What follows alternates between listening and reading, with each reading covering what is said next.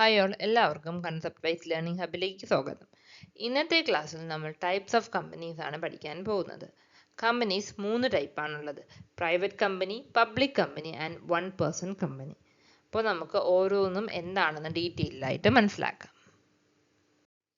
First നമുക്ക് private company എന്താണെന്ന് നോക്കാം.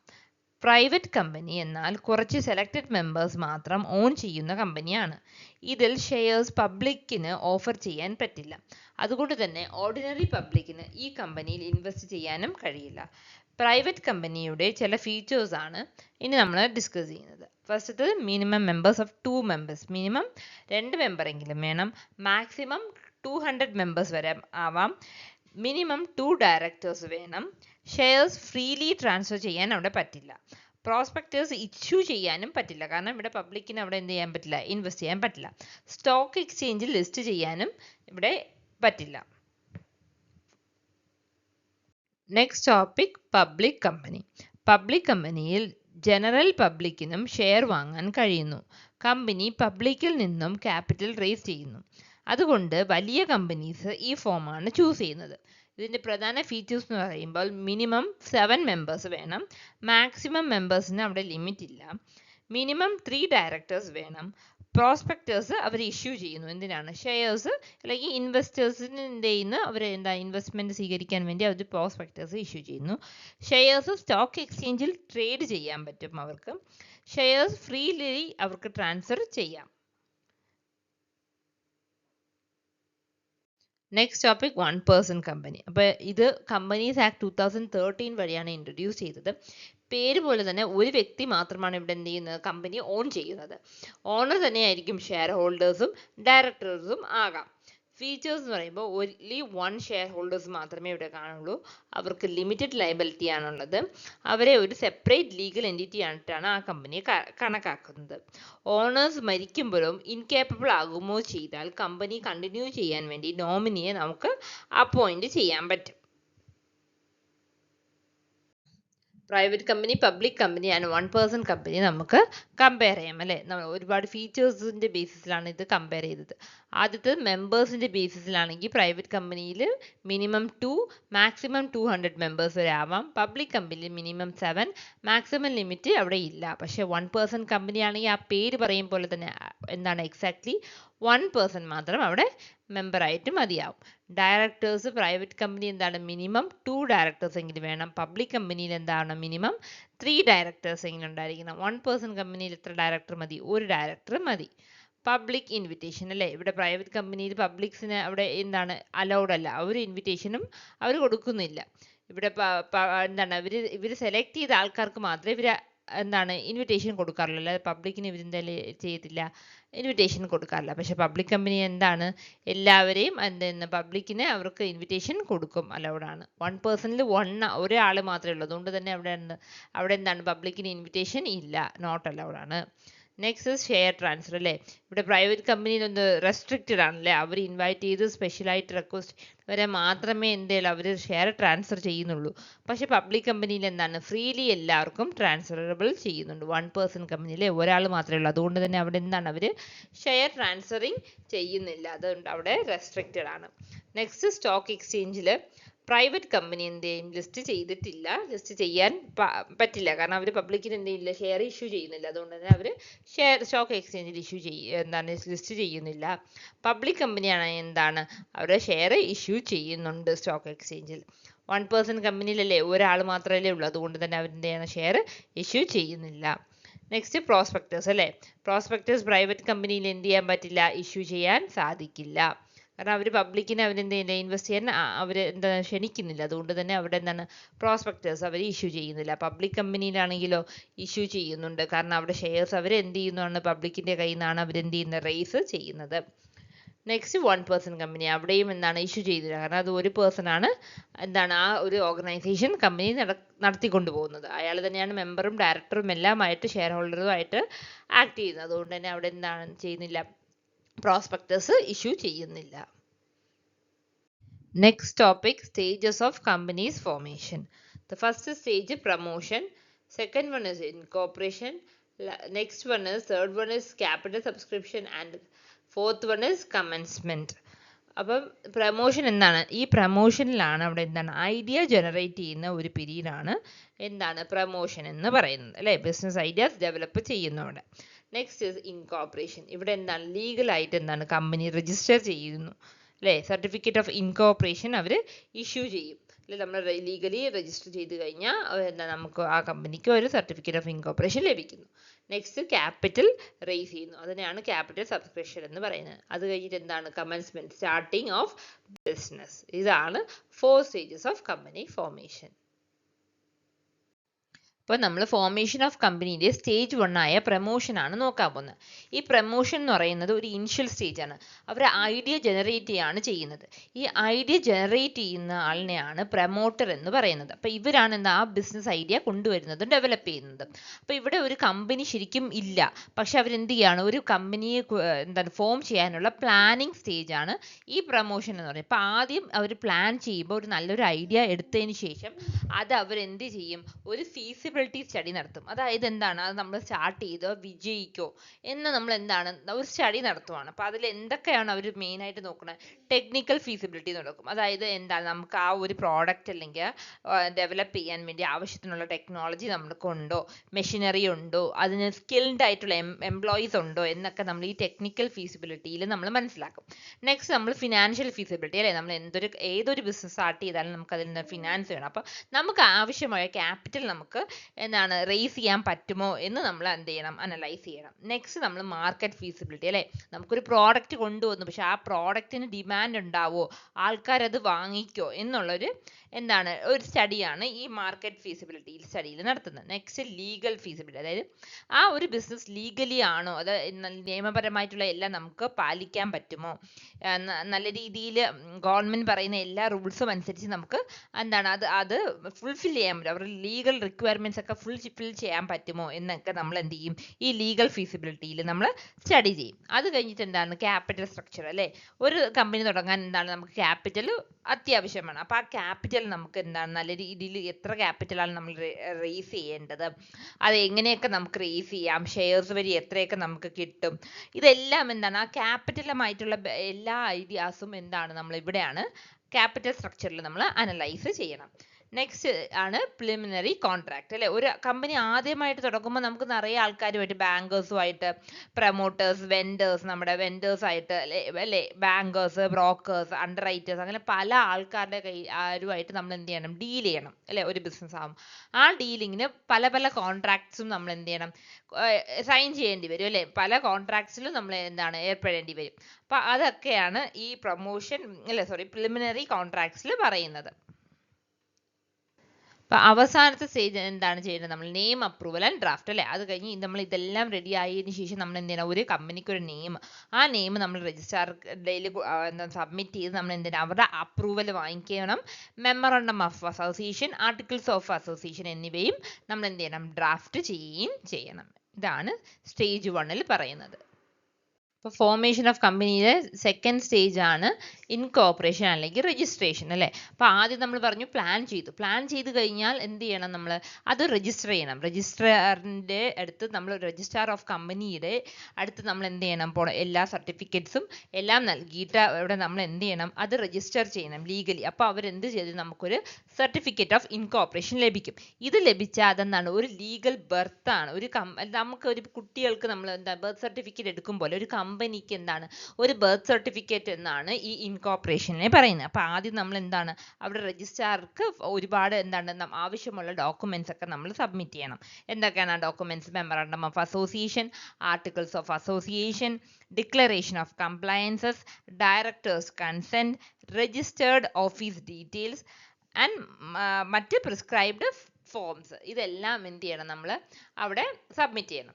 അത് കഴിഞ്ഞിട്ട് നമ്മൾ അവിടെ എന്ത് ചെയ്യണം, നമ്മൾ ഏതൊരു സർവീസിനും നമ്മളൊരു ഫീ കൊടുക്കണം അല്ലേ? അവിടെ ഫീ കൊടുക്കണം. Paying a fee and stamp duty നമ്മൾ അവിടെ നൽകണം. ഇത് നൽകി കഴിഞ്ഞാൽ അവരെന്ത് ചെയ്യും, അവർ സ്ക്രൂട്ടണി ചെയ്യും. എന്നിട്ട് എന്ത് ചെയ്യും, ആ ലീഗലി നമ്മൾ അപ്രൂവ് ചെയ്ത ലീഗലി നമ്മൾ സബ്മിറ്റ് ചെയ്ത എല്ലാ ഡോക്യുമെന്റ്സും അവർ വെരിഫൈ ചെയ്തിട്ട് അവരതിൽ എന്താണ് ഓക്കെ ആണെങ്കിൽ നമുക്ക് എന്ത് അപ്രൂവ് ചെയ്യും. അപ്രൂവ് ചെയ്ത് കഴിഞ്ഞാൽ നമുക്ക് എന്ത് കിട്ടും, സർട്ടിഫിക്കറ്റ് ഓഫ് ഇൻകോർപ്പറേഷൻ നമുക്ക് ലഭിക്കും. ഈ സർട്ടിഫിക്കറ്റ് ഓഫ് ഇൻകോർപ്പറേഷൻസ് ലഭിക്കുന്നതോടെ ആ കമ്പനി ഒരു സെപ്പറേറ്റ് ലീഗൽ എൻറ്റിറ്റി ആയിട്ട് മാറുകയാണ് അവിടെ ചെയ്യുന്നത്. നെക്സ്റ്റ് നമ്മൾ ഫോർമേഷൻ ഓഫ് എ കമ്പനിയിലെ തേർഡ് സ്റ്റേജ് ആയ ക്യാപിറ്റൽ സബ്സ്ക്രിപ്ഷൻ ആണ് നമ്മൾ നോക്കാൻ പോകുന്നത് അല്ലേ. അപ്പം നമ്മൾ ആദ്യം എന്താണ് നമ്മൾ പ്ലാൻ ചെയ്തു അല്ലേ, പ്രമോഷൻ ചെയ്തതിന് ശേഷം നമ്മൾ എന്ത് ചെയ്തു, പ്ലാൻ ചെയ്തതിന് ശേഷം നമ്മൾ ഒരു സർട്ടിഫിക്കറ്റ് ഓഫ് ഇൻകോർപ്പറേഷൻ ലഭിച്ചു. അതിനെ നമ്മൾ എന്ത് രജിസ്ട്രേഷൻ അല്ലെങ്കിൽ ഇൻകോർപ്പറേഷൻ എന്ന് പറയും. അത് കഴിഞ്ഞിട്ട് നമ്മൾ എന്താണ് ചെയ്യേണ്ടത്, നമുക്ക് സർട്ടിഫിക്കറ്റ് എല്ലാം ലഭിച്ചു. അത് കഴിഞ്ഞിട്ട് ഒരു കമ്പനി സ്റ്റാർട്ട് ചെയ്യാൻ ക്യാപിറ്റൽ ആണ് വേണ്ടത് അല്ലേ. അപ്പോൾ ആ ക്യാപിറ്റൽ നമ്മൾ റേസ് ചെയ്യുന്നതിനെ കുറിച്ചാണ് ഈ ക്യാപിറ്റൽ സബ്സ്ക്രിപ്ഷൻ സ്റ്റേജിൽ നമ്മൾ പഠിക്കുന്നത്. അപ്പോൾ ഈ സ്റ്റേജ് കൂടുതൽ അപ്ലൈ ചെയ്യുന്നത് എന്താണ്, പബ്ലിക് കമ്പനീസിൽ നിന്നാണ്. കാരണം എന്താണ്, പബ്ലിക് കമ്പനീസ് ആണ് എന്ത് ചെയ്യുന്ന ഷെയർ പബ്ലിക്കിൻ്റെ കയ്യിൽ നിന്ന് നമ്മൾ റേസ് ചെയ്യുന്നത്. അപ്പോൾ അവിടെ ആ റേസ് പബ്ലിക്കിൻ്റെ നിന്ന് നമ്മൾ ഷെയർ കിട്ടാൻ വേണ്ടി നമ്മൾ ആദ്യം എന്താണ് ചെയ്യുന്നത്, ഇഷ്യൂ ഓഫ് പ്രോസ്പെക്ടേഴ്സ് അല്ലേ. ഒരു പ്രോസ്പെക്ടേഴ്സ് നമ്മൾ ഇഷ്യൂ ചെയ്യും. അതെന്താണ്, ഒരു ഇൻവിറ്റേഷൻ ആണ്. പബ്ലിക്കിൻ്റെ കയ്യിൽ നിന്ന് എന്താണ് നമ്മൾ ഒരു എമൗണ്ട് വേണം അല്ലെങ്കിൽ നമ്മൾ ഷെയർ വാങ്ങിക്കണം എന്നുള്ളതിന് വേണ്ടി ഇഷ്യൂ ചെയ്യുന്ന ഒരു ഡോക്യുമെൻ്റ് ആണ് എന്ത് പറയണത്, പ്രോസ്പെക്ടസ് എന്ന് പറയുന്നത്. അപ്പോൾ അവിടെ എന്താണ് ഒരു കമ്പനിയെ കുറിച്ചുള്ള എല്ലാ ഡീറ്റെയിൽസും കാണും അല്ലേ. അത് നമ്മൾ കൊടുത്തിട്ടാണ് എന്ത് ചെയ്യുന്നത്, പബ്ലിഷ് ചെയ്തിട്ടാണ് നമുക്ക് അതുവഴി എന്ത് കിട്ടുന്നത്, ഷെയർ പബ്ലിക്കിൻ്റെ കയ്യിൽ നിന്ന് നമുക്ക് ലഭിക്കുന്നത്. അപ്പോൾ അത് കഴിഞ്ഞിട്ട് നമ്മൾ എന്ത് ചെയ്യണം, ഇഷ്യൂ ചെയ്തിട്ട് കീ പാർട്ടീസിനെ നമ്മൾ അപ്പോയിൻറ്റ് ചെയ്യണം അല്ലേ. ബാങ്കേഴ്സുമായിട്ട് ഒരു എഗ്രിമെൻ്റ് വെക്കണം, ബ്രോക്കറുമായിട്ട് നമ്മൾ ഒരു എഗ്രിമെൻ്റ് വെക്കണം. പിന്നെ അണ്ടർ റൈറ്റേഴ്സ്, ഈ അണ്ടർ റൈറ്റേഴ്സ് ആരാണ്, അവരാണ് എന്ത് ചെയ്യുന്നത്, നമുക്ക് കറക്റ്റ് ആയിട്ടുള്ള അല്ലെങ്കിൽ നമുക്ക് ആവശ്യമുള്ള എമൗണ്ട് വന്നു കഴിഞ്ഞോ, സബ്സ്ക്രിപ്ഷൻ കിട്ടിയോ എന്ന് അനലൈസ് ചെയ്യുന്നതാണ് ഈ അണ്ടർ റൈറ്ററിൻ്റെ ഡ്യൂട്ടി അല്ലേ. അവരത് നമുക്ക് വയ്ക്കണം. അത് കഴിഞ്ഞിട്ട് receiving application and ensure minimum subscription. അത് കഴിഞ്ഞിട്ട് നമ്മൾ എന്ത് ചെയ്യണം, അത് കഴിഞ്ഞിട്ട് നമ്മൾ ആൾക്കാരെ എന്ത് ചെയ്യണം, ആൾക്കാരുടെ കയ്യിൽ നിന്നുള്ള ആപ്ലിക്കേഷൻസ് നമ്മൾ സ്വീകരിച്ച് നമ്മൾ എൻഷുർ ചെയ്യണം. അത് നമുക്ക് മിനിമം സബ്സ്ക്രിപ്ഷൻസ് ആയി എന്നോ നമ്മൾ എന്ത് ചെയ്യണം, ഒരു കമ്പനി തുടങ്ങുന്നതിന് മുമ്പ് തന്നെ നമ്മൾ എന്ത് ചെയ്യണം, ഉറപ്പ് വരുത്തണം. അത് കഴിഞ്ഞിട്ട് അലോട്ട് ഷെയർസ് അല്ലേ, നമുക്ക് ആവശ്യമുള്ള എല്ലാ സബ്സ്ക്രിപ്ഷനും അല്ലെങ്കിൽ ക്യാപിറ്റൽ ആയി എന്ന് ഉറപ്പ് വന്നതിന് ശേഷം നമ്മൾ എന്താണ് ആ ഷെയർ ഹോൾഡേഴ്സിനെയൊക്കെ നമ്മൾ അലോട്ട് ചെയ്യണം. ഫയൽസ് ഒക്കെ റിട്ടേൺ ചെയ്യുകയും വേണം. ഈ ലാസ്റ്റ് സ്റ്റേജിലാണ് നമ്മൾ റിട്ടേൺ ഓഫ് അലോട്ട്മെന്റ് നമ്മൾ ROCക്ക് രജിസ്റ്റർ ഓഫ് കമ്പനിയിൽ സമർപ്പിക്കുകയും വേണം. ഫോർമേഷൻ ഓഫ് എ കമ്പനിയിലെ അവസാന സ്റ്റേജ് ആണ് കമൻസ്മെന്റ് ഓഫ് ബിസിനസ്. അപ്പോൾ ഈ കമൻസ്മെന്റ് ഓഫ് ബിസിനസ് ഒരു പ്രൈവറ്റ് കമ്പനി ആണെങ്കിൽ അവർക്ക് ഇൻകോർപ്പറേഷൻ കഴിഞ്ഞാൽ ഉടനെ തന്നെ സ്റ്റാർട്ട് ചെയ്യാൻ പറ്റും. അവർക്ക് ഒരു അഡീഷണൽ സർട്ടിഫിക്കറ്റ് ആവശ്യമില്ല. പക്ഷേ ഒരു പബ്ലിക് കമ്പനി ആണെങ്കിൽ അവർക്ക് എന്ത് ചെയ്യണം, ഈ ഒരു സർട്ടിഫിക്കറ്റ് ഓഫ് ഇൻകോർപ്പറേഷൻ ലഭിച്ചതിന് ശേഷം മാത്രമേ സ്റ്റാർട്ട് ചെയ്യാൻ സാധിക്കുള്ളൂ. അപ്പോൾ അവർ ആവശ്യത്തിലുള്ള സബ്സ്ക്രിപ്ഷൻ അവർക്ക് ഫുൾഫിൽ ചെയ്ത് കഴിഞ്ഞതിന് ശേഷം അവർ എന്ത് ചെയ്യണം, ഒരു സർട്ടിഫിക്കറ്റ് ഓഫ് കമൻസ്മെന്റ് ഓഫ് ബിസിനസ്സിന് വേണ്ടി അവർ അപ്ലൈ ചെയ്യണം ROCയുടെ കയ്യിൽ നിന്നും. അപ്പോൾ അതിൽ അവർ എന്ത് ചെയ്യണം, കുറച്ച് ഡിക്ലറേഷൻസ് ആവശ്യമുണ്ട്. അതായത് മിനിമം സബ്സ്ക്രിപ്ഷൻ അവർക്ക് ഫുൾഫിൽ ചെയ്യാൻ പറ്റി എന്നുള്ള ഒരു ഡിക്ലറേഷനും directors have paid for their qualifying shares എന്നുള്ള ഒരു ഡിക്ലറേഷൻ ഫോമും all allotment formalities have been completed as per law എന്ന് പറയുന്ന ഒരു ഡിക്ലറേഷൻ ഫോമും അവർ ROCക്ക് സബ്മിറ്റ് ചെയ്യണം. അത് കഴിഞ്ഞിട്ടാണ് അവർക്ക് എന്ത് ലഭിക്കുക, certificate of commencement of business. ഇതിന് ശേഷം മാത്രമേ അവർക്കൊരു ഒരു പബ്ലിക് കമ്പനി ആണെങ്കിൽ ഒരു കമ്പനി സ്റ്റാർട്ട് ചെയ്യാൻ സാധിക്കത്തുള്ളൂ. അപ്പോൾ ഈ സർട്ടിഫിക്കറ്റ് ഓഫ് കമൻസ്മെന്റ് ഓഫ് ബിസിനസിന്റെ ആവശ്യകത എന്ന് പറഞ്ഞു കഴിഞ്ഞാൽ ഒരു പബ്ലിക്കിന് അവരുടെ ഒരു എമൗണ്ട്, അവരുടെ ഇൻവെസ്റ്റ്മെന്റ് ഒരു സേഫ്റ്റി ഉണ്ടാവാൻ വേണ്ടിയാണ് ഇവർ ഈ ഒരു സർട്ടിഫിക്കറ്റ് അവർ ആവശ്യപ്പെടുന്നത്. അതായത് കമ്പനീസ് തുടങ്ങുന്നതിന് മുമ്പ് തന്നെ ആവശ്യമായ ക്യാപിറ്റൽ അവർ റേസ് ചെയ്തു എന്ന് ഉറപ്പുവരുത്താൻ വേണ്ടിയാണ് ഈ ഒരു പ്രോസസ്സ് പബ്ലിക് കമ്പനി കടന്നു പോകുന്നത്. അപ്പോൾ നമുക്ക് ഓരോ സ്റ്റേജിലും ആവശ്യമുള്ള ഇമ്പോർട്ടൻറ്റ് ഡോക്യുമെൻറ്റ്സ് ഒന്ന് നമുക്ക് റിവൈസ് ചെയ്യാം. അതായത് സ്റ്റേജ് 1 ആയ പ്രൊമോഷനിൽ എന്തൊക്കെയാണ് വേണ്ടത്, ഫീസിബിലിറ്റി റിപ്പോർട്ട് വേണം, market and financial reports, preliminary contracts, name approval application, പിന്നെ draft of MOA and draft of AOA വേണം. സ്റ്റേജ് 2 ഇൻകോർപ്പറേഷൻ സ്റ്റേജിൽ memorandum of association, articles of association, declaration of compliance, directors consent, registered office details, registration fee and stamp duty receipts എന്നുള്ള details documents ആണ് ആവശ്യം. Last stage 3 and 4 ആവശ്യമുള്ള certificates എന്ന് പറയുമ്പോൾ prospectus ആവശ്യമാണ്, underwriting agreements, bankers agreement, share application, return of allotment, declaration for certificate of commencement of business. ഇവയൊക്കെയാണ് നമുക്ക് എന്താണ് ഈ ഒരു 4 സ്റ്റേജിലും ഇമ്പോർട്ടൻ്റ് ആയിട്ട് ആവശ്യമുള്ള documents. Next topic MOA and AOA. First നമുക്ക് MOA എന്താണെന്ന് നോക്കാം. Memorandum of association. അപ്പോൾ ഒരു കമ്പനി രജിസ്റ്റർ ചെയ്യുമ്പോൾ വേണ്ട ഇമ്പോർട്ടൻ്റ് ഡോക്യുമെൻ്റ് ആണ് മെമ്മറാണ്ടം ഓഫ് അസോസിയേഷൻ അല്ലെങ്കിൽ MOA.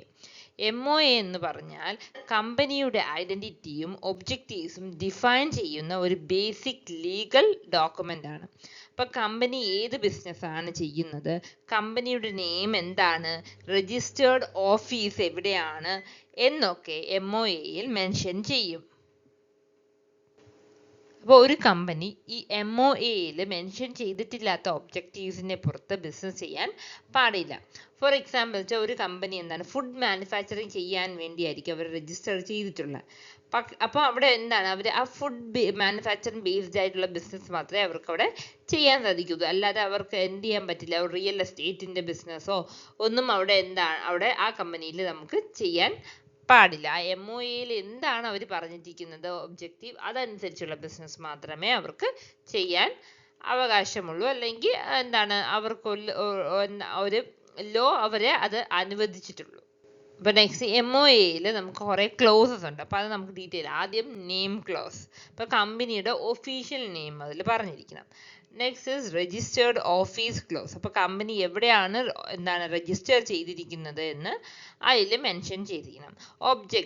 ഒബ്ജക്ട്സ് ക്ലോസ്, അതായത് കമ്പനി ഏത് ബിസിനസ് ആണ് ചെയ്യുന്നതെന്നും നമ്മൾ ആ മെമ്മറാണ്ടം അസോസിയേഷൻ നമ്മൾ പറഞ്ഞിരിക്കണം. ലയബിലിറ്റി ക്ലോസ്, അതായത് ഷെയർ ഹോൾഡേഴ്സിന്റെ ലയബിലിറ്റി എത്ര വരെ ആണെന്നും അതിൽ ക്ലിയർ ആയിട്ട് മെൻഷൻ ചെയ്തിരിക്കും. നെക്സ്റ്റ് ക്യാപിറ്റൽ ക്ലോസ്, അല്ലെങ്കിൽ കമ്പനിയുടെ ഓതറൈസ്ഡ് ഷെയർ ക്യാപിറ്റൽ എത്രയാണെന്നും അതിൽ അവർ ഡീറ്റെയിൽ ആയിട്ട് അതിൽ പറഞ്ഞിരിക്കും. നെക്സ്റ്റ് പറയുന്നത് സബ്സ്ക്രിപ്ഷൻ ക്ലോസ്, അതായത് ആരൊക്കെയാണ് സബ്സ്ക്രിപ്ഷൻ എടുത്തിരിക്കുന്നു ആ ഡീറ്റെയിൽസ് ഒക്കെ അതിൽ കൃത്യമായിട്ട് പറഞ്ഞിട്ടുണ്ടായിരിക്കും. അപ്പോൾ MOA കമ്പനിയുടെ ഐഡന്റിറ്റി ആണ് അവിടെ എക്സ്പ്ലെയിൻ ചെയ്യുന്നത്. അപ്പോൾ നെക്സ്റ്റ് നമുക്ക് ആർട്ടിക്കിൾസ് ഓഫ് അസോസിയേഷൻ എന്താണെന്ന് നോക്കാം. അപ്പോൾ ഈ ആർട്ടിക്കിൾസ് ഓഫ് അസോസിയേഷനിൽ ഡെയിലി കമ്പനി എങ്ങനെയാണ് മാനേജ് ചെയ്യുന്നത് അവരൊരു റൂൾ ബുക്കാണ് ഇവിടെ പറയുന്നത് ആർട്ടിക്കിൾസ് ഓഫ് അസോസിയേഷനിൽ. അപ്പോൾ അതിൽ എന്തൊക്കെയാണ് ഇൻക്ലൂഡ് ചെയ്തിട്ടുള്ളത്, ഡയറക്ടേഴ്സിൻ്റെ പവർ എന്തൊക്കെയാണെന്ന് അവർ എക്സ്പ്ലെയിൻ ചെയ്യും. ഷെയർ ട്രാൻസ്ഫറിങ് റൂൾസ് അവർ അതിൽ പറഞ്ഞിരിക്കും. ബോർഡ് മീറ്റിംഗ്സ് എപ്പോഴൊക്കെയാണ് നടത്തുന്നത് എന്നും അതിൻ്റെ ഇൻഫോർമേഷൻസ് ഒക്കെ അതിൽ കൊടുത്തിരിക്കും. ഡിവിഡൻഡ് ഡിക്ലറേഷൻസിനെ കുറിച്ച് അതിൽ ഇൻഫോർമേഷൻസ് കൊടുത്തിരിക്കും. ഇന്റേണൽ മാനേജ്മെന്റ് റൂൾസ്, ഇതെല്ലാമാണ് ആർട്ടിക്കിൾസ് ഓഫ്, അതായത് അകത്ത് ഒരു മാനേജ്മെന്റ് എങ്ങനെയാണ് ഒരു കമ്പനി നടത്തിക്കൊണ്ടു പോകുന്നത് ആ ഒരു റൂൾ ബുക്കാണ് ഈ ആർട്ടിക്കിൾസ് ഓഫ് അസോസിയേഷനിൽ പറഞ്ഞിരിക്കുന്നത്. അപ്പോൾ next topic choosing the right form of business organisation അല്ലേ. അപ്പോൾ ഒരു ബിസിനസ് തുടങ്ങുമ്പോൾ നമ്മൾ ഒരിക്കലും എല്ലാവരും ഒരു ടൈപ്പ് ഓഫ് ഓർഗനൈസേഷൻ ആയിരിക്കില്ല, അല്ലെങ്കിൽ ഒരു ഓണർഷിപ്പ് ആയിരിക്കില്ല സെലക്ട് ചെയ്യാറ് അല്ലേ. ചില സോൾ പ്രൊപ്പറേറ്റർഷിപ്പ് ഉണ്ട്, പാർട്ട്ണർഷിപ്പ് ഉണ്ട്. അപ്പോൾ ഓരോരുത്തർ അവരുടെ ഇഷ്ടം അല്ലെങ്കിൽ അവർക്ക് ഏത് ടൈപ്പ് ഓഫ് ബിസിനസ് ആണ് നടത്താൻ താല്പര്യം, അവിടെ ക്യാപിറ്റലിൻ്റെ ബഡ്ജറ്റ് എത്രയാണ്, അവരുടെ ലയബിലിറ്റി ടേക്കിംഗ് കപ്പാസിറ്റി എന്താണ്, ഡിസിഷൻ മേക്കിംഗ് എങ്ങനെയായിരിക്കും, ഇതെല്ലാം വെച്ചുകൊണ്ടായിരിക്കും ഡിസൈഡ് ചെയ്യുന്നത് ഏത് ബിസിനസ് ഓർഗനൈസേഷൻ ആണ് ചൂസ് ചെയ്യേണ്ടത് അല്ലേ. സോൾ പ്രൊപ്പറേറ്റർ ആണോ, പാർട്ട്ണർഷിപ്പ് ആണോ, ഹിന്ദു അൺഡിവൈഡഡ് ഫാമിലി ആണോ, കോപ്പറേറ്റീവ് സൊസൈറ്റി ആണോ, കമ്പനി ആണോ, ഇതെല്ലാം നേച്ചറും ബിസിനസ്സിൻ്റെ നേച്ചറും എല്ലാം വെച്ചുകൊണ്ടാണ് നമ്മൾ എന്ത് ചെയ്യുന്നത് സെലക്ട് ചെയ്യുന്നത്. അപ്പോൾ ഇതിനെ ഒരുപാട് ഫാക്ടേഴ്സ് ഉണ്ട് അല്ലേ നമ്മൾ സെലക്ട് ചെയ്യണം. ഈ ഓരോ ഓർഗനൈസേഷൻ ഏത് ടൈപ്പ് ഓർഗനൈസേഷൻ ആണ് എന്നുള്ളത് നമ്മൾ സെലക്ട് ചെയ്യുന്നതിന് മുമ്പ് പല ഫാക്ടേഴ്സും നമ്മൾ നോക്കും. അപ്പോൾ ആ ഫാക്ടേഴ്സിനെ കുറിച്ചാണ് നമ്മൾ ഈ നെക്സ്റ്റ് സ്ലൈഡിൽ കൊണ്ട് ഡീറ്റെയിൽ ആയിട്ട് നോക്കുന്നത്.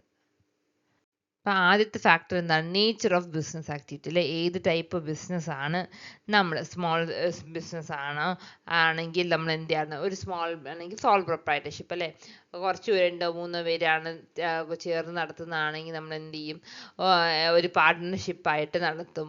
ലാർജ് സ്കെയിൽ ആണെങ്കിൽ. പിന്നെ ഒരു ബിഗ് യൂണിറ്റ് ഒക്കെ ആണെങ്കിൽ നമ്മൾ എന്താണ് കമ്പനി, അല്ലാതെ ഒരു എന്താണ് പ്രോഫിറ്റ് അല്ല അവരുടെ മെയിൻ ഒബ്ജക്റ്റീവ്, അത് സർവീസ് ആണ് എന്നുണ്ടെങ്കിൽ നമ്മൾ എന്ത് ചെയ്യും, ഒരു കോപ്പറേറ്റീവ് സൊസൈറ്റി ആയിരിക്കും എന്താണ് സ്റ്റാർട്ട് ചെയ്യുന്നത് അല്ലേ. അപ്പോൾ ആ നേച്ചർ ബിസിനസിൻ്റെ ആക്ടിവിറ്റിയുടെ ഒരു സ്വഭാവം അനുസരിച്ച് എന്താണ് നമ്മൾ ഏതാണ് ബിസിനസ് ഓർഗനൈസേഷൻ എന്ന് സെലക്ട് ചെയ്യും.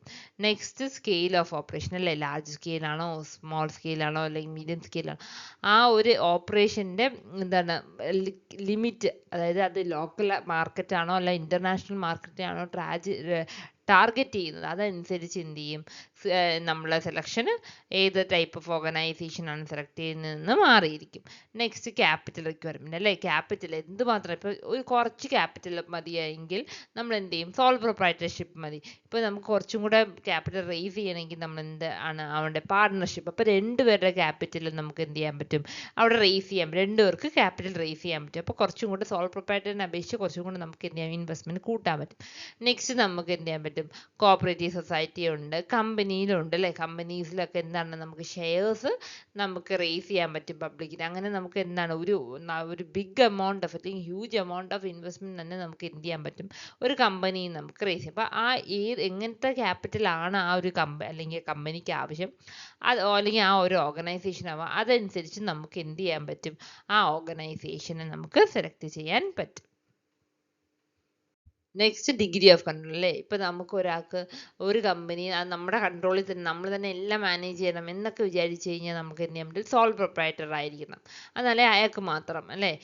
പിന്നെ ഷെയർ ചെയ്താണ് നമുക്ക് റെസ്പോൺസിബിലിറ്റീസും ഒക്കെ ഷെയർ ചെയ്യാം എന്നാണെങ്കിൽ നമുക്ക് എന്ത് ചെയ്യാം, പാർട്ട്ണർഷിപ്പിന് എടുക്കാം. പിന്നെ കോഓപ്പറേറ്റീവിൽ എന്താണ് 1 മെമ്പർ 1 വോട്ട് അല്ലേ, എല്ലാവർക്കും അവിടുത്തെ മെമ്പേഴ്സിന് എല്ലാവർക്കും എന്താണ് വോട്ടിങ്, അങ്ങനെ അവർക്ക് എല്ലാം ഡിസിഷൻ എടുക്കാനുള്ള അധികാരമുണ്ട്. ഒരു കമ്പനീസ് എന്താണ് ഇലക്റ്റഡ് അല്ലേ, ഷെയർ ഹോൾഡേഴ്സ് എലക്ട് ചെയ്യുന്ന ബോർഡ് മെമ്പേഴ്സിനാണ് അവിടെ എന്താണ് അധികാരം. അപ്പോൾ ഏത് രീതിയിലാണ് കൺട്രോൾ നമുക്ക് നമ്മുടെ ആ ഓർഗനൈസേഷൻ ആവശ്യം, അതനുസരിച്ച് നമുക്ക് എന്ത് ചെയ്യാൻ പറ്റും, ബിസിനസ് ഓർഗനൈസേഷനെ സെലക്ട് ചെയ്യാൻ പറ്റും. നെക്സ്റ്റ് ലയബിലിറ്റി അല്ലേ, ലയബിലിറ്റി അതായത് ഇപ്പോൾ സോൾ പ്രൊപ്രൈറ്റർഷിപ്പ് ആണെങ്കിൽ ഫുൾ ലയബിലിറ്റിയും അയാൾക്കായിരിക്കും അല്ലേ, അയാൾ തന്നെ ബെയർ ചെയ്യണം, എന്ത് ലോസ് വന്നാലും ഒക്കെ അയാളാണ് ബെയർ ചെയ്യേണ്ടത്. അപ്പോൾ അതനുസരിച്ചും ലയബിലിറ്റി അനുസരിച്ച് നമുക്ക് എന്ത് ചെയ്യാൻ പറ്റും, ഏതാണ് ബിസിനസ്, ഏത് ടൈപ്പ് ഓഫ് ബിസിനസ് ഓർഗനൈസേഷൻ ആണെന്ന് നമുക്ക് സെലക്ട് ചെയ്യാൻ പറ്റില്ല. പാർട്ട്ണർഷിപ്പ് ആണെങ്കിൽ നമുക്ക് എന്തെങ്കിലും ലയബിലിറ്റി വന്നാൽ നമുക്ക് എന്ത് ചെയ്യാം, പാർട്ട്നേഴ്സുമായിട്ട് നമുക്ക് ഷെയർ ചെയ്യാൻ പറ്റും. ഒരു കമ്പനി ആണെങ്കിൽ എന്താണ് അതും അവിടെയും നമുക്ക് എന്ത് ചെയ്യാം, ഒരു ഷെയറിംഗ് ഉണ്ട്. അപ്പം അവിടെ എന്താണ് ഒരു അൺസർട്ടനിറ്റി ഒരു കുറയും. അപ്പോൾ അതനുസരിച്ചും നമുക്ക് എന്താണ് ലയബിലിറ്റിയുടെ അടിസ്ഥാനത്തിൽ നമുക്ക് എന്ത് ചെയ്യാം, ഒരു ഓർഗനൈസേഷനെ നമുക്ക് സെലക്ട് ചെയ്യാൻ പറ്റും. നെക്സ്റ്റ് കണ്ടിന്യൂറ്റി ആൻഡ് സ്റ്റെബിലിറ്റി അല്ലേ. ഇപ്പോൾ ഒരു ഓർഗനൈസേഷൻ സോൾ പ്രൊപ്രൈറ്റർഷിപ്പിൻ്റെ ഒരു ഓർഗനൈസേഷൻ ഒരു ഓർഡർ മരിച്ചു കഴിഞ്ഞാലോ അയാൾക്ക് എന്തെങ്കിലും ഡിസീസ് ആവുകയോ ചെയ്യുകയാണെങ്കിൽ എന്ത് പറ്റും, ആ കമ്പനി അവിടെ അങ്ങ് നിന്ന് പോകും അല്ലേ, പിന്നെ അതിൻ്റെ ഒരു തുടർച്ച ഉണ്ടാവില്ല. അപ്പോൾ നമുക്കൊരു കണ്ടിന്യൂറ്റി വേണം എന്നുള്ള ബിസിനസ്സുകൾക്ക് നമുക്ക് അതനുസരിച്ച് HUF ആണെങ്കിൽ, അതൊരു ഹിന്ദു ഫാമിലി ആണെങ്കിൽ അവിടെ അങ്ങനത്തെ ഒരു ഫാമിലി ബേസ്ഡ് ബിസിനസ് ആണെങ്കിൽ നമുക്ക് HUF പോലത്തുള്ള കമ്പനീസ് നമുക്ക് സ്റ്റാർട്ട് ചെയ്യാൻ പറ്റും. ഇല്ല നമുക്ക് എന്താണ് ഒരു പബ്ലിക് കമ്പനി അല്ലേ, പബ്ലിക് കമ്പനി വെച്ചാൽ അവിടെ ഷെയർ ഇടുന്നവരാ, ഒരാൾ പോയി അല്ലെങ്കിൽ വിറ്റു എന്ന് പറഞ്ഞാൽ അവിടെ ആ ഒരു കമ്പനി അത് ബാധിക്കുന്നില്ല. അതുകൊണ്ട് തന്നെ അപ്പം അങ്ങനെയാണ് നമ്മുടെ എയിം. ലോങ് ടേം ആണെങ്കിൽ നമുക്ക് എന്ത് ചെയ്യാം, കമ്പനി തുടങ്ങാം. ഒരു ബിസിനസ്സിന് പ്രോഫിറ്റ് മാത്രമല്ല സർവീസ് ആണ് അവരുടെ മെയിൻ എങ്കിൽ നമുക്ക് എന്ത് ചെയ്യാം, ഒരു കോപ്പറേറ്റീവ് സൊസൈറ്റി തുടങ്ങാം, കമ്പനി തുടങ്ങാം. അപ്പം അങ്ങനെയൊക്കെ നമുക്ക് എന്ത് ചെയ്യാൻ പറ്റും, നമുക്ക് ഈ ഒരു കണ്ടിന്യൂറ്റി അനുസരിച്ച് നമുക്ക് എന്ത് ചെയ്യാൻ പറ്റും, ഏത് ബിസിനസ് ഓർഗനൈസേഷൻ ആണെന്ന് നമുക്ക് സെലക്ട് ചെയ്യാൻ പറ്റും. Next factor is legal formalities അല്ലേ. അതായത് ഒരു പാർട്ട്ണർഷിപ്പ് അല്ലെങ്കിൽ സോൾ പ്രൊപ്രൈറ്റർഷിപ്പ് ഒക്കെ തുടങ്ങുകയാണെങ്കിൽ നമുക്ക് ചെറിയ മിനിമൽ ആയിട്ടുള്ള ഫോർമാലിറ്റീസേ ഉള്ളൂ. പക്ഷെ ഒരു കമ്പനിയൊക്കെ ആണ് സ്റ്റാർട്ട് ചെയ്യുന്നത്, ഒരുപാട് ലീഗൽ ഫോർമാലിറ്റീസിൽ അവരത് എന്താണ് ഫോളോ അപ്പ് ചെയ്യണം. അപ്പം അതനുസരിച്ച് നമ്മൾ ഏത് ബിസിനസ് ഓർഗനൈസേഷൻ ആണെന്ന് നമ്മൾ ഡിസൈഡ് ചെയ്യും. നെക്സ്റ്റ് സീക്രസി അല്ലേ. ഒരു പ്രൊപ്രൈറ്റർഷിപ്പ് ആണെങ്കിൽ, ഒരു പാർട്ട്ണർഷിപ്പ് ആണെങ്കിൽ, ഒരു HUF ആണെങ്കിൽ അവിടെ ഹൈ ഒരു കോൺഫിഡൻഷ്യാലിറ്റി ഉണ്ട് അവരുടെ ബിസിനസിനെ കുറിച്ച്. ഒരു കമ്പനിയൊക്കെ ആകുമ്പോൾ എന്ത് ചെയ്യണം, അവിടെ പബ്ലിക്കിൽ നമ്മൾ എന്ത് ചെയ്യണം, കുറേ കാര്യങ്ങൾ ഡിസ്ക്ലോസ് ചെയ്യണം. കാരണം നമ്മൾ ഷെയർസ് അവരുടെ നമ്മൾ റേസ് ചെയ്യുന്നതുകൊണ്ട് തന്നെ, ക്യാപിറ്റൽ പബ്ലിക്കിന് റേസ് ചെയ്യുന്നതുകൊണ്ട് തന്നെ നമ്മൾ എന്ത് ചെയ്യണം, ആനുവൽ ഓഡിറ്റ് റിപ്പോർട്ട് എല്ലാം നമ്മൾ എന്ത് ചെയ്യണം, പബ്ലിഷ് ചെയ്യേണ്ടി വരും. അപ്പോൾ അവിടെ സീക്രസി എന്താണ് കുറയും. അപ്പോൾ അതനുസരിച്ച് നമ്മൾ എന്ത് ചെയ്യാൻ പറ്റും, നമുക്ക് ഏത് ബിസിനസ് ആണെന്ന് സെലക്ട് ചെയ്യാൻ പറ്റും.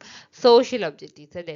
അപ്പോൾ അതായത് കമ്മ്യൂണിറ്റി അല്ലെ സമൂഹത്തോട് നമുക്ക് എന്തെങ്കിലും ചെറിയ ഒരു വെൽഫെയർ അങ്ങനത്തെ ഒരു നമുക്ക് എന്താ പറയുക കോർപ്പറേറ്റ് സോഷ്യൽ റെസ്പോൺസിബിലിറ്റി കുറച്ച് റെസ്പോൺസിബിലിറ്റി കാണും. അപ്പം അത് എന്താണ് എന്നുള്ള രീതിയിലും എന്ത് ചെയ്യുക അതനുസരിച്ചും നമുക്ക് എന്ത് ചെയ്യാൻ പറ്റും ഒരു ബിസിനസ്സിനെ നമുക്ക് എന്ത് ചെയ്യാൻ പറ്റും ബിസിനസ് ഓർഗനൈസേഷൻ നമുക്ക് ചൂസ് ചെയ്യാൻ പറ്റും ഏതാണ് നമ്മുടെ സൊസൈറ്റിക്ക് ആപ്റ്റ് ആയിട്ടുള്ളത് അതനുസരിച്ച്.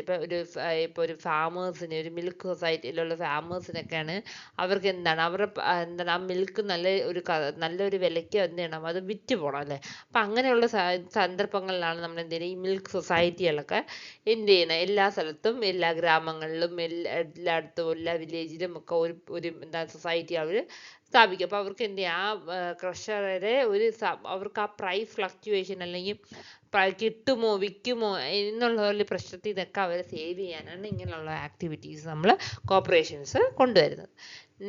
നെക്സ്റ്റ് റിസ്ക് അല്ലേ. ഇപ്പം നമ്മൾ ഒരു സോൾ പ്രൊപ്പറേറ്റർഷിപ്പ് ഒക്കെ ആണെങ്കിൽ നമുക്ക് റിസ്ക് ആണ് അല്ലെ തനിയെ ബെയർ ചെയ്യണം. പാർട്ട്ണർഷിപ്പ് ആണെങ്കിൽ നമുക്ക് റിസ്ക് ഷെയർ ചെയ്യാം.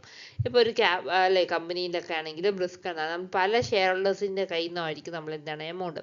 അതുകൊണ്ട് തന്നെ അവിടെ റിസ്ക് നമുക്ക് എന്ത് ചെയ്യാൻ പറ്റും നല്ല രീതിയിൽ ഡൈവേഴ്സിഫൈ ചെയ്യാൻ സാധിക്കും. ഓൾ 5 ഫോംസ് ഓഫ് ബിസിനസ് ഓർഗനൈസേഷൻ്റെ ഒരു കമ്പാരിസൺ നമുക്ക് നോക്കാം.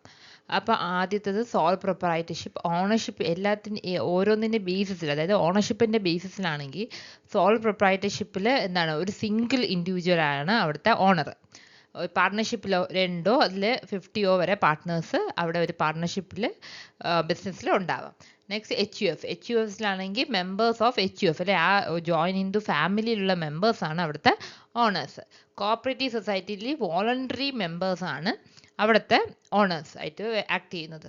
ഒരു കമ്പനിയിൽ ഷെയർ ഹോൾഡേഴ്സാണ് അവിടുത്തെ ഓണറായിട്ട് ആക്ട് ചെയ്യുന്നത്. നെക്സ്റ്റ് ഫോർമേഷൻ അല്ലേ. സോൾ പ്രൊപ്പറേറ്റർഷിപ്പ് വളരെ ഈസിയാണ്. നോ ലീഗൽ ഫോർമാലിറ്റീസ് ഒന്നും വലുതായിട്ട് ആവശ്യമില്ല അവിടെ. പാർട്ട്ണർഷിപ്പും ഈസിയാണ്. അവിടെയും എന്താണ് പാർട്ട്ണർഷിപ്പ് ഡീഡ് വേണമെന്ന് എന്താണ് നിർബന്ധമില്ല, പക്ഷെ ഉണ്ടെങ്കിൽ അത് നല്ലതാണ്. എച്ച് യു എഫിൽ എന്താണ് അറൈസ് ബൈ ഹിന്ദു ലോ പ്രകാരമാണ് അവിടുത്തെ എന്താണ് ഫോർമേഷൻ നടക്കുന്നത് അല്ലേ. അവിടെയും എന്താണ് വലിയ ഒരുപാട് ലീഗൽ ഫോർമാലിറ്റീസ് ഒന്നും ഇല്ല. കാരണം അവിടെ ബർത്ത് വഴി തന്നെ അവർക്ക് അവിടെ അവിടെ എന്താണ് മെമ്പർഷിപ്പ് ആവുകയാണ്. അതുപോലെ തന്നെ ബർത്ത് ചെയ്യുമ്പോൾ തന്നെ എന്താണ് അവർ ആ കുടുംബത്തിൽ എന്താണ് ജനിക്കുമ്പോൾ തന്നെ എന്താണ് ആ ഒരു ബിസിനസ്സിലെ ഒരു ഭാഗമായി മാറുകയാണ്. അതുകൊണ്ട് തന്നെ എന്താണ് അവിടെ വലിയൊരു എന്താണ് അതൊരു എന്താണ് ഓരോരുത്തർ തലമുറയായിട്ട് കടന്നു വരുന്ന ഒരു ബിസിനസ്സാണ്. അതുകൊണ്ട് തന്നെ അതിൻ്റെ ഒരു ഫോർമേഷൻ എന്താണ് വളരെ എന്താണ് ഈസിയാണ്, അല്ലാതെ വലിയ ലീഗൽ ഫോർമാലിറ്റീസ് ഒന്നും ഉള്ളതല്ല. നെക്സ്റ്റ് കോഓപ്പറേറ്റീവ് സൊസൈറ്റി അല്ലേ. കോഓപ്പറേറ്റീവ് സൊസൈറ്റിയിൽ അവിടെ രജിസ്റ്റർ ചെയ്യണം അല്ലേ. കോഓപ്പറേറ്റീവ് സൊസൈറ്റി ആക്ട് പ്രകാരം നമ്മൾ ആ ഒരു ഓർഗനൈസേഷൻ നമ്മൾ രജിസ്റ്റർ ചെയ്യണം. കമ്പനീസ് ആണെങ്കിൽ കമ്പനീസ് ആക്ട് പ്രകാരം നമ്മൾ രജിസ്റ്റർ ചെയ്യണം. അവിടെയും കുറേ ഫോമൽ രജിസ്ട്രേഷൻ പ്രോസസ്സൊക്കെ നമ്മൾ ചെയ്യണം. പിന്നെ നെക്സ്റ്റ് വന്നിട്ട് ക്യാപിറ്റലിൻ്റെ ബേസിൽ അല്ലേ. സോൾ പ്രൊപ്പറൈറ്റർഷിപ്പിൽ ഒരു പ്രൊപ്പറൈറ്റർ മാത്രമാണ് ക്യാപിറ്റൽ റേസ് ചെയ്യേണ്ടത്. അയാൾ ഒറ്റയ്ക്ക് വേണം റേസ് ചെയ്യേണ്ടത്. പാർട്ട്ണർഷിപ്പിലാണെങ്കിൽ ഒരു ജോയിൻ്റ് ആണെങ്കിൽ ജോയിൻ്റ് ആയിട്ട് നമുക്ക് എന്ത് ചെയ്യാൻ പറ്റും എല്ലാ പാർട്ട്നേഴ്സിനും കൂടെ ക്യാപിറ്റൽ റേസ് ചെയ്യാൻ പറ്റും. എച്ച് യു എഫിന് ഫാമിലി മെമ്പേഴ്സാണ് അവിടെ ക്യാപിറ്റൽ റേസ് ചെയ്യുന്നത്.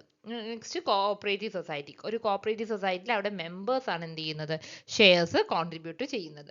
കമ്പനിയിൽ ലാർജ് ക്യാപിറ്റൽ അവർക്ക് റേസ് ചെയ്യാൻ പറ്റും. എങ്ങനെയാണ് ഷെയർസ് പബ്ലിക്കലി ഇഷ്യൂ ചെയ്തുകൊണ്ട് അവർക്ക് ലാർജ് ക്യാപിറ്റൽ അവർക്ക് റേസ് ചെയ്യാൻ ഒരു കമ്പനിക്ക് സാധിക്കും. ലയബിലിറ്റി അല്ലേ. സോൾ പ്രൊപ്പറൈറ്റർഷിപ്പ് ഒരാൾ ഒറ്റയ്ക്കാണ് നടത്തുന്നത്, അതുകൊണ്ട് തന്നെ അയാൾ അൺലിമിറ്റഡ് ലയബിലിറ്റി ആയതുകൊണ്ട് പാർട്ട്ണർഷിപ്പിലും അതുപോലെയാണ് അൺലിമിറ്റഡ് ലയബിലിറ്റിയാണ് ഉള്ളത്. പിന്നെ എച്ച് യു എഫിൽ കർത്തയ്ക്കാണ് അവിടെ അൺലിമിറ്റഡ്. അതർ ഫാമിലി മെമ്പേഴ്സിന് എത്രയാണോ അവരുടെ ഷെയർ അത്രയും മാത്രമേ ലയബിലിറ്റി അവർ ബെയർ ചെയ്യേണ്ടതുള്ളൂ. കോഓപ്പറേറ്റീവ് സൊസൈറ്റിക്ക് ലിമിറ്റഡ് ലയബിലിറ്റിയേ ഉള്ളൂ അല്ലേ. കാരണം അവരവിടുത്തെ മെമ്പേഴ്സാണ്, വോളണ്ടറിയുടെ സർവീസാണ് മോട്ടീവ്. അതുകൊണ്ട് തന്നെ അവിടെ ലിമിറ്റഡ് ആണ് അവരുടെ ഇൻവെസ്റ്റ്മെൻറ്റ് എത്രയേ ഉള്ളൂ, ലിമിറ്റഡ് ആയിട്ടുള്ള ലയബിലിറ്റി അവരുടെ ഉള്ളൂ. ഷെയർ ഹോൾഡേഴ്സും ലിമിറ്റഡ് ആണ്. അവർ എത്രയാണോ ഷെയർ വാല്യൂ അത്രയും വാല്യൂയുടെ ലയബിലിറ്റി അവർക്ക് അവിടെ ഉള്ളൂ. നെക്സ്റ്റ് മാനേജ്മെൻറ്റ് അല്ലേ. ഓണർ തന്നെയാണ് എന്ത് ചെയ്യുന്നത് സോൾ പ്രൊപ്പറൈറ്റർഷിപ്പിൽ മാനേജ് ചെയ്യുന്നത്. പാർട്ട്ണർഷിപ്പിലാണെങ്കിൽ പാർട്ട്നേഴ്സും അല്ലെങ്കിൽ എലക്റ്റഡ് പാർട്ട്നേഴ്സും അവിടെ എന്ത് ചെയ്യാൻ പറ്റും, അവർക്ക് മാനേജ് ചെയ്യാനുള്ള കഴിവുണ്ട്, അവർക്ക് ചെയ്യാൻ പറ്റും. എച്ച് യു എഫിലാണെങ്കിൽ ഒരു കർത്ത ഹെഡ് ഓഫ് ദ ഫാമിലി ആയിരിക്കും ആ ബിസിനസ് മാനേജ് ചെയ്യാറ്. കോഓപ്പറേറ്റീവ് സൊസൈറ്റിയിൽ എലക്ട് ചെയ്യുന്ന ആ മെമ്പേഴ്സിൽ നിന്ന് എലക്ട് ചെയ്യുന്ന കുറച്ച് മെമ്പേഴ്സാണ് അവിടെ എന്താണ് മാനേജ് ചെയ്യുന്നത്. കമ്പനിയിലാണെങ്കിലോ ആ ഷെയർ ഹോൾഡേഴ്സ് സെലക്ട് ചെയ്യുന്ന ബോർഡ് ഓഫ് ഡയറക്ടേഴ്സ്, ആ ഒരു ബോർഡ് ഓഫ് ഡയറക്ടേഴ്സ് കുറച്ച് പേര് നമ്മൾ വോട്ട് ചെയ്ത് സെലക്ട് ചെയ്യും, അവരാണ് എന്ത് ചെയ്യുന്ന ഒരു കമ്പനി മാനേജ് ചെയ്യുന്നത്. കണ്ടിന്യൂറ്റി അല്ലേ. പക്ഷെ ഒരു സോൾ പ്രൊപ്പറേറ്റർഷിപ്പിൽ ഒരാളേ ഉള്ളൂ. അപ്പോൾ അയാൾ മരിച്ചോ, അയാൾക്ക് എന്തെങ്കിലും പറ്റിയോ, എന്തെങ്കിലും ആക്സിഡൻറ്റോ എന്തെങ്കിലും സംഭവിച്ചാൽ അതവിടെ എന്താണ്, അവിടെ എൻഡ് ചെയ്യുവാണ്. അവിടെ പിന്നെ എന്താണ് അവിടെ ആ ഒരു കമ്പനി മുന്നോട്ട് പോകത്തില്ല. കാരണം ഒരേ ഒരു ഓണർ മാത്രമേ ഉള്ളൂ. പാർട്ട്ണർഷിപ്പിൽ എന്താണ് എൻസ് ആണ്. പക്ഷെ അൺലെസ് എഗ്രിമെന്റ്, ഒരു എഗ്രിമെന്റ് പറയുന്ന പ്രകാരമാണ് ഒരു പാർട്ട്ണർഷിപ്പിൽ ആ കണ്ടിന്യൂറ്റി വരുന്നത്. നെക്സ്റ്റ് എച്ച് യു എഫിൽ എന്താണ് പെർപ്പച്വൽ സക്സഷൻ ആണ് അവിടെ ഉള്ളത് അല്ലേ. ഒരു ഹെഡ് ഓഫ് ദ ഫാമിലി മരിക്കുന്ന അടുത്ത ആ പൊസിഷനിൽ ആരാണോ ആപ്റ്റ് അവർ എന്ത് ചെയ്യും, ആ പൊസിഷൻ അവർ ഏറ്റെടുക്കും. അതുപോലെ തന്നെയാണ് ഒരു കോഓപ്പറേറ്റീവ് സൊസൈറ്റിയിലും കമ്പനിയിലും. അവിടെ നെക്സ്റ്റ് അതായത് ഒരാൾ മരിക്കുകയോ അയാൾക്ക് എന്തെങ്കിലും പറ്റിയോ എന്താണ് അവിടെ ഒരു ബിസിനസ് എൻഡ് ചെയ്യുന്നില്ല. അത് എന്താണ് ഒരു കണ്ടിന്യൂ ആയിട്ട് നടന്നുകൊണ്ടേയിരിക്കും. കോഓപ്പറേറ്റീവിലും സൊസൈറ്റിയിലും ഒരു പെർപ്പച്വൽ സക്സഷൻ ഉണ്ടാവും, ഒരു കമ്പനിയിലും എന്താണ് ഒരു പെർപ്പച്വൽ സക്സഷൻ ഉണ്ടാവും. നെക്സ്റ്റ് സീക്രസി അല്ലേ. സോൾ പ്രൊപ്പറേറ്റർഷിപ്പിൽ ഹൈ സീക്രട്ട് ആണ്. കാരണം ഒരാൾ മാത്രമല്ലേ ഉള്ളൂ. അപ്പം ഒരു സീക്രട്ട് ബിസിനസ് അയാളുടെ ഉള്ളിൽ തന്നെയാണ് അത് കാണാറ്, ആ ഒരു എന്താണ് ഡീറ്റെയിൽസ് ഒക്കെ. പാർട്ട്ണർഷിപ്പ് ഇതിൽ ഫെയർലി ഹൈ ആണ് അല്ലേ. കാരണം ആ പാർട്ട്നേഴ്സ് തമ്മിൽ ഒന്ന് ഷെയർ ചെയ്യും അവർ, എന്നാലും എന്താണ് വെളിയിലോട്ടൊന്നും എന്താണ് കൂടുതലും ആ ബിസിനസിനെ കുറിച്ചുള്ള ഡീറ്റെയിൽസ് ഒന്നും വെളിയിലോട്ട് പോകത്തില്ല. എച്ച് യു എഫിൽ എന്താണ് ഹൈ ആണ് അല്ലേ സീക്രസി. കാരണം എന്താണ് ആ ഫാമിലിക്ക് അകത്ത് മാത്രമേ ആ ഒരു ബിസിനസിന്റെ ഡീലിങ്സും അതിനെക്കുറിച്ചുള്ള ഡീറ്റെയിൽസും ആ ഫാമിലിയിലുള്ള മെമ്പേഴ്സിന് മാത്രമേ അറിയാം. വെളിയിൽ ആർക്കും അത് അറിയാൻ പറ്റില്ല. കോഓപ്പറേറ്റീവ് സൊസൈറ്റിയിൽ മോഡറേറ്റ് ആണ് അല്ലേ. പക്ഷെ കാരണം ഒരുപാട് മെമ്പേഴ്സ്, വോളണ്ടറി മെമ്പേഴ്സ് പല എന്താണ് സ്ഥലത്തുള്ള ആൾക്കാരും കാണും അല്ലേ. അപ്പം എന്താണ് ഒരു ഇൻഫർമേഷൻ അങ്ങോട്ടും ഇങ്ങോട്ടും ഷെയർ ചെയ്യാനുള്ള സാധ്യതയുണ്ട് അവിടെ. ഒരു കമ്പനിയിലാണെങ്കിൽ ലോ ആണ്. കാരണം എന്താണ് ഷെയർ ഹോൾഡേഴ്സ് ഒരുപാട് പേരുണ്ട് അല്ലേ. ഷെയർ ഹോൾഡേഴ്സ് റേസ് ചെയ്യുന്നവരും നമുക്ക് ഒരു കമ്പനി ആകുമ്പോൾ ഒരുപാട് പേര് കാണും. അപ്പോൾ അവർക്ക് നമ്മൾ ഡീറ്റെയിൽസ് എപ്പോഴും ഓഡിറ്റിംഗ് റിപ്പോർട്ട്സും ഒക്കെ കൊടുക്കണം ഷെയർ ഹോൾഡേഴ്സിന്. അപ്പം തന്നെ എന്താണ് ആ കമ്പനിയെ കുറിച്ച് എന്ത് ചെയ്യാൻ പറ്റും, ഒരുപാട് സീക്രസി നമുക്ക് എന്ത് ചെയ്യാൻ പറ്റില്ല, മെയിൻറ്റെയിൻ ചെയ്യാൻ പറ്റില്ല. നെക്സ്റ്റ് പ്രോഫിറ്റ് ഷെയറിങ് അല്ലേ. സോൾ പ്രൊപ്പറേറ്റർഷിപ്പിലാണെങ്കിൽ എൻ്റെ പ്രോഫിറ്റ് അയാൾക്ക് തന്നെ എടുക്കാൻ പറ്റും. പക്ഷെ ഒരു പാർട്ട്ണർഷിപ്പിലാണെങ്കിൽ എഗ്രിമെന്റിൽ പറയുന്ന പ്രകാരം ഉള്ള റേഷ്യോയിലായിരിക്കും ക്യാപിറ്റൽ അവർ കോൺട്രിബ്യൂട്ട് ചെയ്ത ക്യാപിറ്റൽ പ്രകാരമോ അവർക്ക് എന്ത് ചെയ്യാൻ പറ്റും, പ്രോഫിറ്റ് ഷെയർ ചെയ്യാൻ പറ്റും. എച്ച് യു എഫിൽ എങ്ങനെയാണ്, അവർക്ക് എന്താണ് കോ പാർട്ട്നേഴ്സിലായിട്ട് എന്ത് ചെയ്യണം, ഷെയർ ചെയ്യണം പ്രോഫിറ്റ്. നെക്സ്റ്റ് കോഓപ്പറേറ്റീവ് സൊസൈറ്റി അവർ ഒരു എന്താണ് പാർട്ടിസിപ്പേഷൻ ലെവൽ അനുസരിച്ചാണ് അവിടെ എന്ത് ചെയ്യുന്നത്, പ്രോഫിറ്റ് ഷെയറിങ് നടക്കുന്നത്.